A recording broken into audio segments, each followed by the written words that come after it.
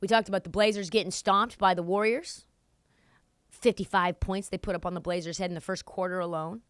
It has been rough. It has been a tough road if you're a Blazers fan or somebody that works for the Blazers organization or somebody probably who plays for the Blazers. I think that they've had 6 signings in the last week. Guys that were two-way players I had never heard of, like, what was his name again? Spencer Hayes? No. You know who I'm talking about. Mays. Skylar Mays. I feel like I'm living. That was Trendon Watford last year, right? Like, who is Trendon Watford? That's a real name, right? Who is Skylar Mays? I think they're both LSU products, which is crazy. I think they are. Skylar Mays, a bucket. Never have heard of him before. It sucks. These are the things that you have to put up with when your team sucks, is players who suck playing significant minutes for your team. No shade to Skylar Mays or Kevin Knox, but those guys getting 40 minutes in, quote, end of game or end of season scenarios shows you everything that's going on. They've had 7 wins in the past 2 combined years after the trade deadline. Let me say that again. There is no team worse than the Portland Trail Blazers post-trade deadline in the last 2 years, which is crazy because the Portland Trail Blazers weren't even trying to lose this year at the trade deadline. They didn't start tanking until 3 weeks left into the season. Portland has managed 7 total wins after the break, combined. Not 7 each year, combined. So now, what's going on? The Blazers have some decisions to make.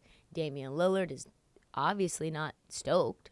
People are calling this the most important offseason in Blazers history. The biggest question, will Portland be able to surround Damian Lillard with any players who can make this team relevant, competitive, dare I say, a contender? Psh, come on. Come on. Lillard came out and made some very clear comments about what it is he wants and what he does not want. As we all know, Portland currently has the 10.5% chance of getting Victor Wembanyama, which I believe is 5th in the NBA for the lottery. If Portland doesn't somehow get Victor Wembanyama, that pick, Damian Lillard, did everything short of demanding that they move that pick. You are not getting another 19-year-old kid and putting him next to me. Absolutely not. Think of that.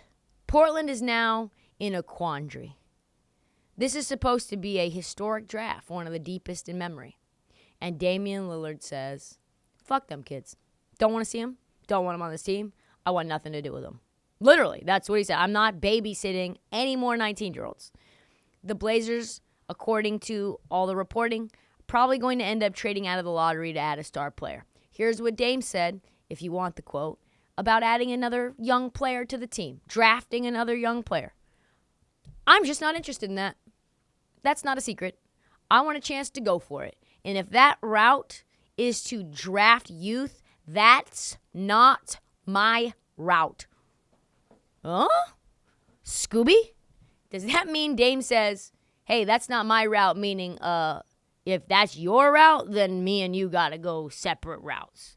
Not my route. Immediately, Joe Cronin was like, yeah, Dame's right. We're not doing that. We're going to get some stars. Yeah, Dame, we're good. He goes out publicly. Him and Chauncey Billups and said, we don't want to go through this anymore either.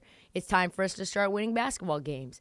Billups said, yeah, this is very important to me. Billups said, yeah, we've done the tweak thing a few times.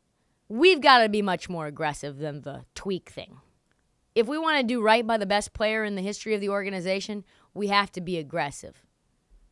The $1 million question for a Blazer fan is, how do you fix it? How do you fix this team? I don't know. They are among the smallest roster in the NBA. They have only 2 players taller than 6'8". Thin in terms of depth at talent. They ended the year starting a guy named Jonathan Williams.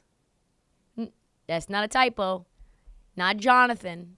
His name is Jonathan Williams with 2 E's. He got 41 minutes along with Skylar Mays. So what does this mean? It means that the future draft capital means absolutely nothing until you move those for some players who can play right now. The target group is good. We'll just say that because Dame believes that somebody can come here and move the needle, and they want to. It's just a matter of whether Portland can get them here. Here's the list that they're reporting. Jaylen Brown. God. Let's just sit there and imagine for a second. Jaylen Brown, Damian Lillard, and Shaedon Sharpe, and Jeremy Grant.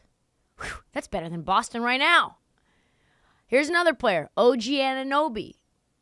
I'm less intrigued than I am with Jaylen Brown. Still very good. Pascal Siakam. Oh, sounds good. Mikal Bridges. That's the number 1 on my list. They're already calling him Brooklyn Bridges, though, so I feel like the Nets are kind of ready to keep him. I feel like the Nets are saying he's an untouchable piece. All 4 of those, whatever it is, are difference makers. All are defensive-minded players. They can all score. Of course, JB's the first choice. He can do so many things on the court. To me, the perfect scenario is this. So we've got some coaching firings. One of those firings, I don't know if you call it a firing. They're calling it a promotion, is Dwayne Casey. Dwayne Casey is out in Detroit. He is done coaching those young kids. Jaden Ivey has drove him officially insane. He is now in a front office position. Chauncey Billups, take your ass back to Detroit. We now have an open spot, and we can say, Ime Udoka, it's time to come home, brother. Time to come on home to Portland, where you grew up. And then Jaylen Brown, the guy who sang from the rooftops for you to be the head coach of the Boston Celtics. Now you're fired. So maybe tamper now before you get the head coaching job. And bring him to Portland. Get him to force his way there. Another issue that Dame seemed to settle is that 100% Jeremy Grant is coming back no matter if it puts us in the poorhouse. Because what other options do we have? Dame says he's coming, so I guess he's coming. Problem is, Jeremy Grant is represented by Rich Paul, and Rich Paul is the David Falk of this modern era. He is going to falk us for everything that he can. He's going to squeeze the Blazers for every penny. He did this with Nurk. Nurk is one of the most overrated centers. Overpaid, we'll call him. Overpaid centers in the league. Grant likes it. He says he's comfortable here. He says he likes the players and the team and the organization and probably the money. Also, there's a bigger issue, which is to bring in a star, you not only have to give up a high draft pick, you've also given up players. The beat writers for Portland think it's either Shaedon Sharpe or it's Anthony Simons. Ant or Shaedon. You have to imagine that it's gonna be Simons. You can't trade Shaedon Sharpe. Shaedon Sharpe is the future. One guy makes rookie scale. One guy makes $25 million a year. One guy has one of the worst defensive ratings in the league. One guy has upside in terms of his defense. Sharpe is probably the one bright spot on this team right now. To be honest, he's averaging 24, 6, and 4 with a steal per game in his last 10. He is asking for 30 minutes per game. I think that's Chauncey who thinks he can get 30. And then Shaedon is asking to start. So what does GM Joe Cronin have to say about picking between Shaedon and Simons? He says, well, I think that's something we have to look at. I look at it as a great problem to have. But you have to figure that out. How does the fit work? How do the minutes work? Are there other holes that you need to fill instead? Pause. Wee-oo, wee-oo, wee-oo. That part. Yes. You know that there are... What are you fucking talking about? You know that there are holes other than shooting guard to fill?